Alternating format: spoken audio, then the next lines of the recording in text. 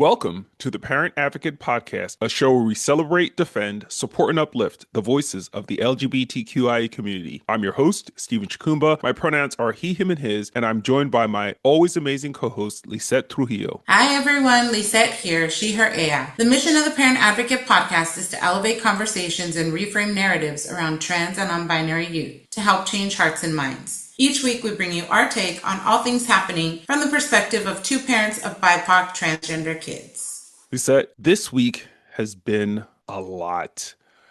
Texas's bathroom ban went into effect. And two bills in Missouri's upcoming legislative session would ban social transition in schools and ban all gender affirming care in the state for adults and minors. And that means 2026 is shaping up to be even more consequential than this year has been. And Stephen, I have a lot of strong opinions on all of it. Shit, what are we waiting for? Welcome everyone once again to the Parent Advocate Podcast. Let's get started. All right, so Lisette, before we unpack all the fuckery of this past week, let me know what's been going on with you. Stephen, there's so much happening in our world that I don't even know where to begin, other than Trump tariffs suck. And so we're figuring that all out on our end. We're going to start selling prints from the US. It all works itself out. And we're really excited about that. So for those that follow us on social media, you can buy a print from Jose Trujillo. Can I talk about that real quick? Because I got a bill from FedEx for $8.24. I was like, did I ship something via FedEx and I forgot? It was because they charged me like a custom fee for the painting that I bought from Jose that y'all shipped to me. I was like, what? I couldn't understand it. And then I like started going through the pages. I was like, these motherfuckers, $8.24 custom fee. I was like, you sons of bitches. So I understand the pain that you're feeling. And I also have to say, I was loving the prints. I love, not only do you have new prints for sale, which is just genius, but also the staging that you've done for the new prints that you have for sale. I love all of those backgrounds and seeing it in your kitchen. I just thought, I was like, that's super smart. Thank you, Stephen. We had to just change format. I mean, what else are we going to do? My dad keeps reminding me that I have to not be afraid, and that we moved here so that Daniel could be safe. And that's exactly what's happening. He's safe. He moves around safely. And he just tells me life is seasonal, and we make it through everything. And so I can't imagine, I guess how I've been feeling is like, it's so stressful for us trying to figure out life in this moment with this huge move that's been really hard financially for us. We've given up a lot. I can't imagine what it's like to then live in the States and feel like the economic weight, right? Like groceries are high, people's electricity, like most people felt the impacts of the government shutdown, right? Or if a snap. And right as the holidays are coming in, and really we're all just trying to get by, and watching this administration really care so little about the well-being of its people. And so I think it's hard to not feel sad about it all. So anyway, that's what I've been ruminating on this week. But tell us about you. All right. This week has been a whole lot of nothing. I've been doing a lot of work trying to identify an impact campaign partner for the film. So that's been pretty interesting. We thought we had selected an impact partner, but then it seemed like it was just a money grab. And so we were like, you know what? Let's go back to the table and open this up. So we started an RFP process to allow other vendors to compete for our business, which we think is going to give us a much better result. So that's been happening. We have not yet heard back from Sundance. And so I think the notification date is December 8th. And so we're holding out that they haven't notified us yet because it's just so good. They are waiting. So fingers crossed that that is in fact what's happening and not something else. But I'm putting out positive energy that we are getting into Sundance, and we are about to start the Perspective Fund Envision Impact Lab cohort. We won a grant from the Perspective Fund to fund our impact campaign for the film. And they were looking specifically for innovative ideas around impact campaigns. Most films simply do a screening and talk back, or screening, talk back, and Q&A. And they were like, what else can we do to make the impact of films that much more concrete, substantial, and long lasting? And so we proposed this campaign called Fathers for Freedom, which is essentially a way to engage fathers across the country to not be afraid if they have gender expansive kids, to not feel embarrassed if they have gender expansive kids, to arm them with the resources and tools to be fierce advocates for their gender expansive kids, and for them to not feel so isolated. And so our campaign is all about going into spaces where fathers are: barbershops, sports clubs, like male associations, smoke shops, and things of that nature, cigar bars, rather, and really engage fathers kind of where they are. That apparently resonated deeply with the Perspective Fund committee, and we got this grant. So next week, we are going to be going into our first cohort onboarding session and meet the other grant recipients. And so Lucina and I are very excited about this cohort, which is going to be for 1 year. It ends next year. And stay tuned with more to come. But that's what I've been working on this week. I was thinking I didn't do anything, but I apparently did do something. Yeah, you did. A little something. A But little something. like I said, I don't even want to talk about what I did. I want us to get into the topics we framed at the top of the hour. So how about we get into today's topics? Let's do it. All right, Lisa, I don't know how to even unpack a lot of the stuff that we have to talk about today, but I guess the best way is to just do it. And so let's start with the Texas bathroom ban, which went into effect on December 4th of this year and applies to all county, state buildings in Texas, preventing transgender people from using bathrooms, locker rooms, changing facilities that align with their gender identity. It went into effect yesterday. I am so concerned for all the people in Texas that have to now live under this really oppressive system, which, not for nothing, my greatest concern is for all of the non-transgender, non-gender expansive people, non-binary people who are going to be caught up in this web, because I hear you now have a law that says people have to use the bathrooms that align with their assigned sex at birth, but that's going to mean that you're going to be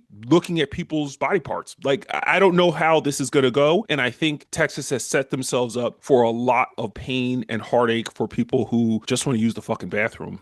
This isn't Texas's first rodeo. They outlawed bathroom access to Chicano and Black people for many decades, right? And so I think about where we are today and the fact that people in our own communities debate bathroom access because it's about transgender people without ever critically thinking about the ways it impacted our communities prior, right? And so I wrote something about this a while back when it first passed. So I'm just going to quote myself because it was so much better than I think what I could say in this moment, because it's so heartbreaking that bathroom segregation is legal again within the US without any hint of irony. Bathrooms are not a luxury. Our bodies decide when we need to use them. Denying someone access is not about privacy or safety, but about power. If you can't safely go to a bathroom, you can't safely live in public spaces. These bans are designed to push trans people out of public life altogether. We say this over and over again, just like it was meant to push Latinx people out of public life, just like it was meant to push Black people out of public life. Texas has a long history of doing this. A lot of people don't know, but in Texas, there was the San Felipe High School, Texas, in 1957 did not allow integrated golf courses. Or like, you know what I mean? Like, there was the Crystal City High walkouts because there was only one Latina allowed on the cheerleading team. When we are talking about bathrooms and sports and medical care, like, this is where oppression looms, and they just put a new label on top of it. And so I wish people could connect the dots. I wish they could see the history of our country with honesty and say we won't be this nation anymore. But that's not the case. And No. it's heartbreaking every single time. On top of that, the reality is that before Texas's bathroom ban on gender expansive people, there has not been one single reported incident of a trans, non-binary, or gender expansive person attacking a cisgender woman in the bathroom. Not one single incident in all of recorded history in the state of Texas. And so when people talk about these dangers of what could happen about protecting girls and women in these spaces, the reality is there has never been an incident in which a transgender person or a non-binary person attacked a woman in a bathroom. There have been instances where white cisgender men who were not trying to pretend to be women, who were simply going into the bathroom and doing disgusting things to women in the bathroom. That's where the legislation should be. The legislation should not prevent people who have for time immemorial used the bathroom without incident, without anyone being concerned. Because what's going to happen now is transgender men are going to have to go into the women's bathroom. And how do you think women are going to react? They're going to be appalled. They're going to be frightened. They're going to call the cops. They're going to call the authorities. They're going to be super uncomfortable because this person who, for all intents and purposes, should not be in that bathroom is using the bathroom. And the converse is also true. And this is a more dangerous scenario as far as I'm concerned. Transgender women are going to be harassed, attacked, clowned, and harmed because they are going to be forced to use the men's bathroom. And people don't seem to think about the consequences of these stupid bills. What's likely going to happen is that trans people are not going to go to places where they can't use the bathroom. Facts. And they're going to limit their exposure. And then the bill will have done what it was supposed to, which is heartbreaking. My baby sister is mass presenting in a lot of ways. And she told me she drives home now. She's like, I just drive home to go pee, which is heartbreaking. Like, she shouldn't, we don't even have a bathroom ban in Arizona, but she's already experienced harassment, going into the bathroom, funny looks. This is not new. And I see this bill pass in Texas, and our own Senator Kavanaugh, who continues to push fuckery every year, is planning to push a bill that would bypass Senator Hobbs and go on to the November ballot. There's already 18 bathroom bans that have passed in different states. And so we're just going to see this level of discrimination continue, especially knowing that Texas has gone unchallenged. And I'm sure that Texas's ban on bathrooms has gone unchallenged because they need to see how it will be implemented. And that's heartbreaking to have to wait and see how harm will befall someone before the courts or anyone will intervene. I don't know. It's all upsetting. It's so upsetting. And Texas is not alone. We can talk about what's happening in Missouri because the 2026 legislative session hasn't even started, but they've already introduced 11 anti-trans bills in that state. And we're going to talk about two of them in particular. The first one, which is just, to me, so disturbing. I can't even say more disturbing than the other because they're both equally disturbing. But this one really concerns me because they're about to introduce a bill that would prohibit teachers from supporting children who transition in schools. Meaning that even if a child is affirmed at home, even if the child says, these are my child's pronouns, this is their preferred name or chosen name, teachers cannot use preferred names, chosen names, and pronouns to refer to students in schools. They are prohibited from doing so. And Stephen, you even mentioned in our last episode that there's students in Texas who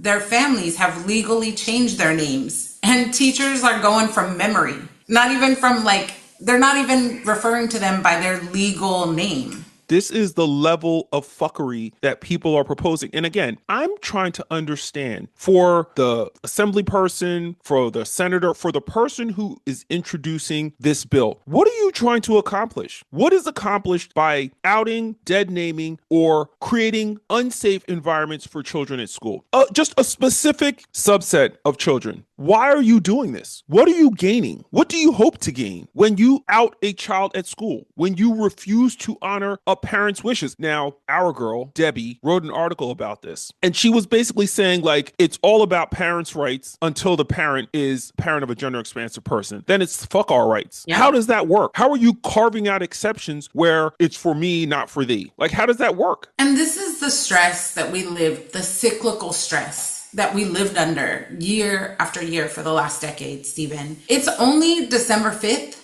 And literally, they're pre-filing bills for 2026. And in 2025, we had 1,012 anti-trans bills submitted into state houses across 49 states. 124 passed, 506 are active, 382 failed.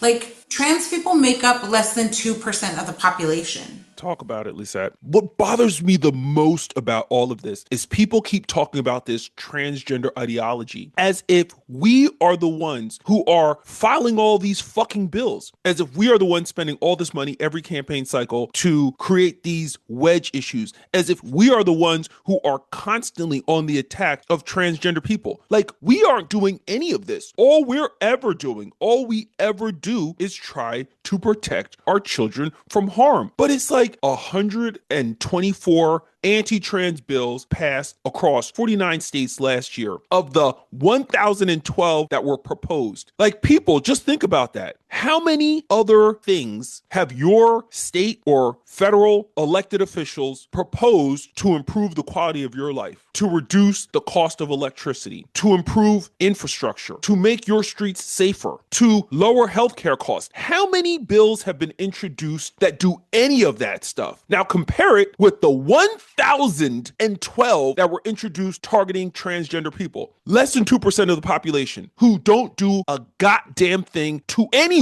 to warrant this level of attention and attack. This amount of taxpayer dollars focused on legislation to marginalize, criminalize, and eradicate this small population. For fucking what? Exactly. And the fact that people don't engage in any critical thought whatsoever, in any pushback whatsoever. Nobody is calling their senators, their congressmen, their councilmen, their school board members, their mayors, their governors, and saying, what the fuck are you doing? Like, what the fuck is wrong with you? And Yeah. that's the part that gets me. Like, Missouri, what the fuck are you doing? Why are you telling teachers they cannot use a child's name in school? Teachers use nicknames. Teachers use pet names. Teachers refer to children based on what they see. So if they see a child that presents male, they're going to say, hey, young man, hey, boy, get back to class. They're not going to have to like go through a list and be like, oh, was that child assigned female at birth? Then I have to refer to that child by, like, why are you making them jump through all these fucking hoops? They're just trying to teach. Why are you making them police people's fucking gender? Right. This is a deflection to all the cracks that people are truly experiencing, whether that's like food insecurity, data centers using up too much water in people's areas. Like, I mean, just look at the news about, the Amazon site that was set up, that they're seeing that the people who live in its surrounding areas are experiencing rare cancers that are not normal, right? And so, like, it's frustrating, and they know, I hate to say it, people are more committed to their hate than they are to anything else. I think Kamala Harris said something recently that when X was sharing the location of like all the different members of X, right? And it caused like mayhem because most of them were from different parts of the world. And Kamala said they recognized that America's Achilles heel was racism, transphobia, homophobia, the list goes on, right? And that they could divide a democratic republic that was not perfect and harm its own by utilizing the fact that people are so committed to sticking to their biases. Lisette, this is giving me Jim Crow. And for those of you who are not familiar or don't understand when people talk about Jim Crow, we're talking about the period between early 1900s up to 1950s, 1960s, around the time of the Civil Rights era, when poor white people had so much more in common with black people than they did the middle and upper middle class whites, who essentially came up with this strategy to keep whites and blacks separated. Because back in the day, if you were poor, you were treated like a black person. You were treated like a marginalized member of society. No one cared about you. And so you were struggling to make ends meet. You were struggling for the rights that wealthy landowners had. You were struggling for access to capital. You were struggling for fair wages at your job. You were struggling for all the things that we take for granted today. And black people who were traditionally prevented from having any of these things found themselves in solidarity with other poor white people against the rich. But today, We are seeing the same strategies that were employed during Jim Crow. We are seeing whiteness elevated so that a person being white in and of itself is better than anyone else, is better than a black person, is better than an immigrant person, it's better than a person who identifies as a member of the LGBTQ plus community. And that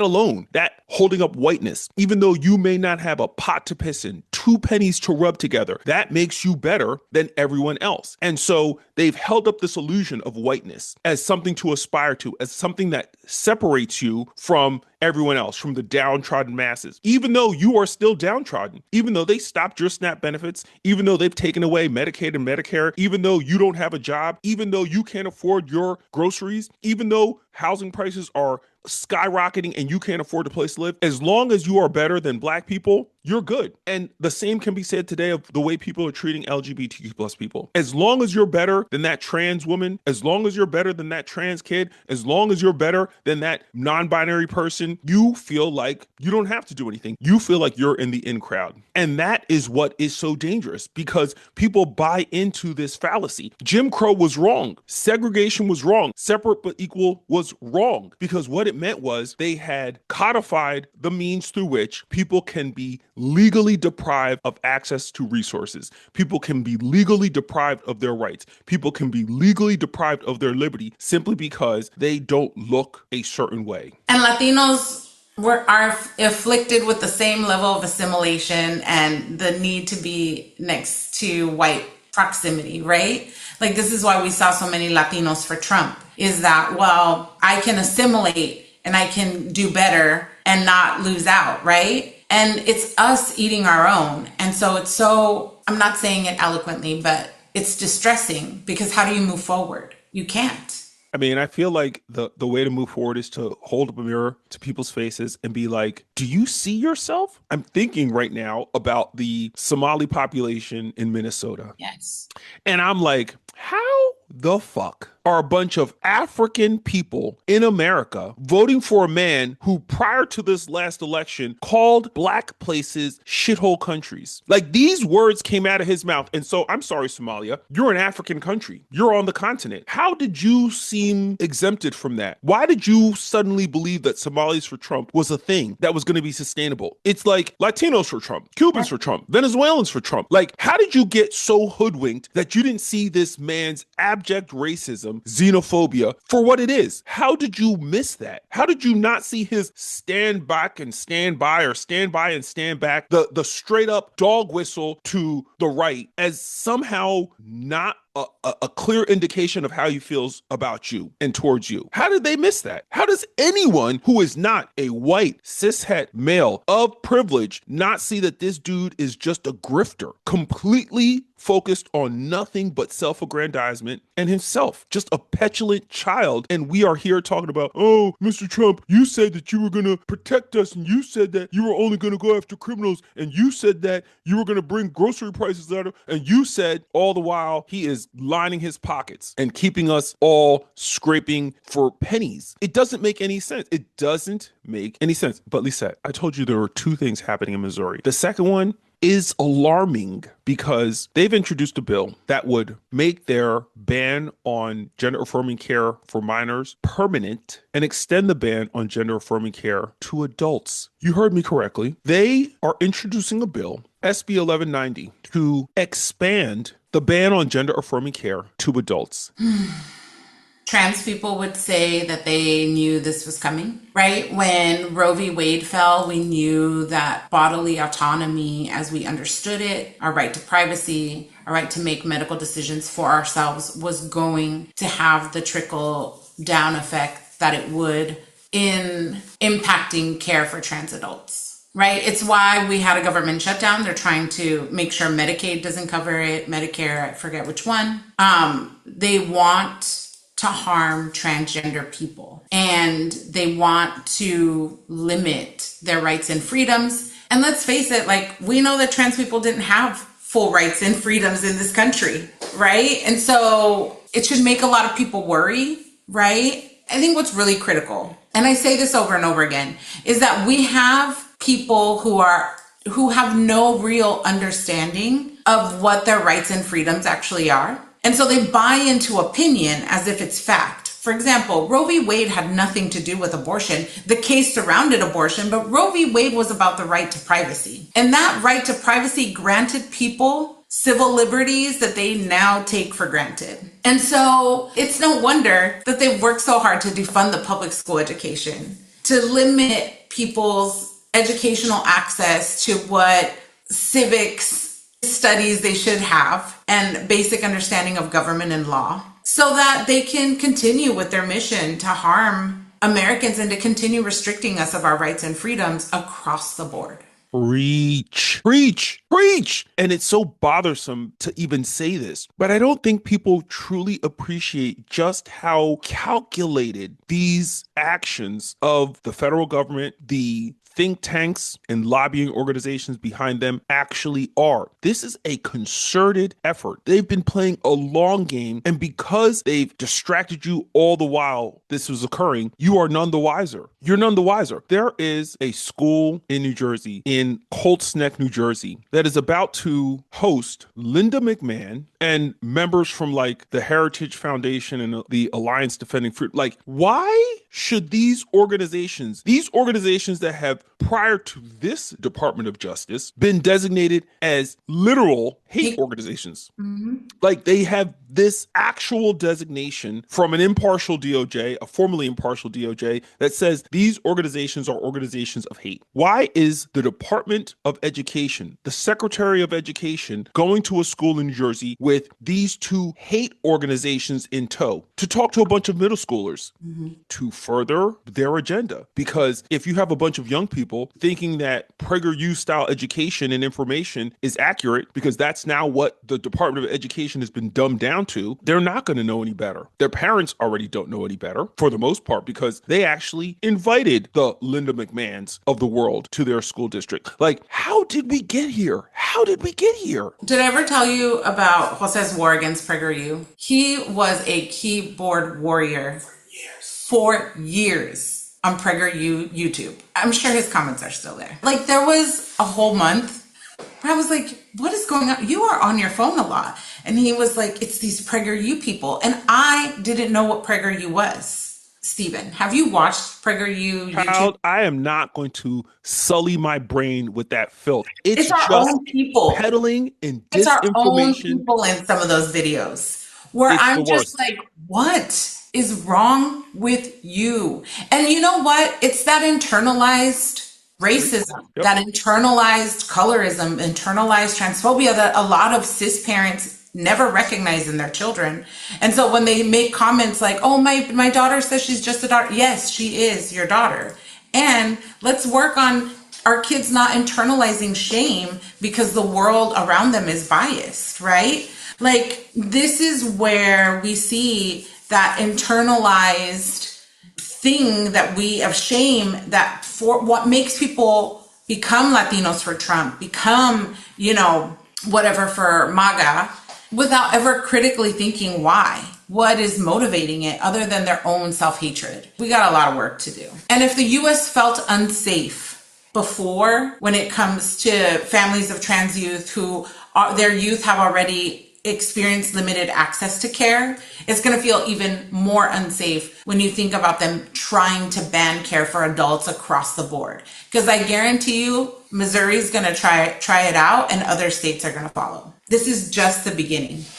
This is just the beginning, and I am remaining cautiously optimistic that folks in Missouri are going to be like, enough is fucking enough, and push back against all of this fuckery, because it's just, once again, it serves nobody in the state of Missouri for them to restrict care for trans minors or adults. It serves nobody in the state of Missouri for teachers to have to intentionally dead name and misgender trans and non-binary students. It serves nobody in this country for women to have limited access to reproductive health. Like, the things that are happening in this country serve nobody. Yeah. They serve nobody. I don't care how far on the Christian right you are. If a woman needs a medical procedure at the direction of her doctor, she should get it. And you should stay the fuck out of that room. Stay the fuck out of those decisions. Stay the fuck out of people's homes. Like, there's no reason for you to be there. There's no reason for you to opine on these decisions. They have literally nothing to do with you. They're not your tax dollars being spent. Like, none of this has anything anything to do with you. And it's antithetical to democratic freedom,